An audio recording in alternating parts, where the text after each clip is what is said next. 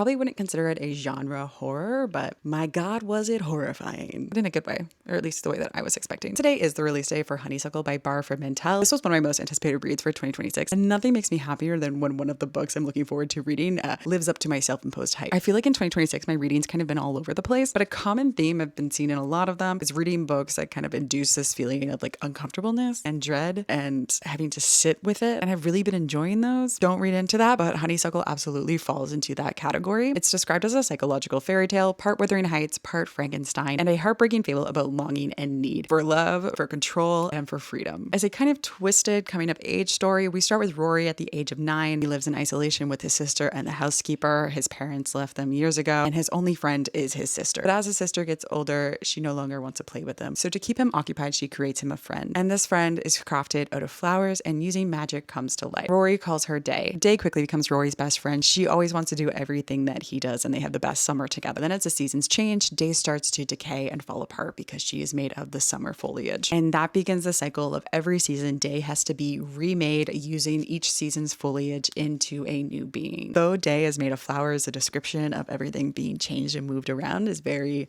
still feels very gruesome, even though again, you can like picture the foliage, but it's just not the same. Again, that uncomfortable feeling. The years go by, Rory and Day grow up together, the seasons change, and every time they have to go in and rebuild Day's body. As Rory gets older though, he gets determined that there has to be another way. There has to be some sort of magic that he can use on his best friend to stop her from rotting. This very quickly turns into an obsession of basically trying everything and anything to prolong Day. This is a story of extreme codependence between these two characters. Day is Rory's best friend, Rory is Day's best friend. However, I think it's pretty clear that one side clearly has far more agency than the other, which really gets at the heart, pun intended, I guess, of this story, which is, bodily autonomy. What does it mean to have freedom? What does it mean to actually love? What is love? What are the implications of a person being made for somebody else? Can a being really have independence or make their own decisions and consent if the only reason they exist is because they were made explicitly to be a friend for somebody else? And on top of that, they can only continue to exist through the intervention of somebody else. If that all sounds like something you would enjoy and you don't mind the feeling of sitting with that like pit of dread, and I mean really being okay to sit with it. Because I swear from like very early on, my brain just started to kind of see ways that this would go. And I had this pit of dread in my stomach and it just never left up until the last page basically. But if you like the idea of exploring those themes in this very lush, gothic-esque fairy tale world, I highly recommend that you pick up Honeysuckle. This is the author's debut and I am stoked to see wherever they go next. And also bonus points is that the author is Canadian. Finally, a major shout out to Simon Schuster Canada because like I said, this was one of my most anticipated reads for the year. And they were so lovely to bless me with the physical arc, which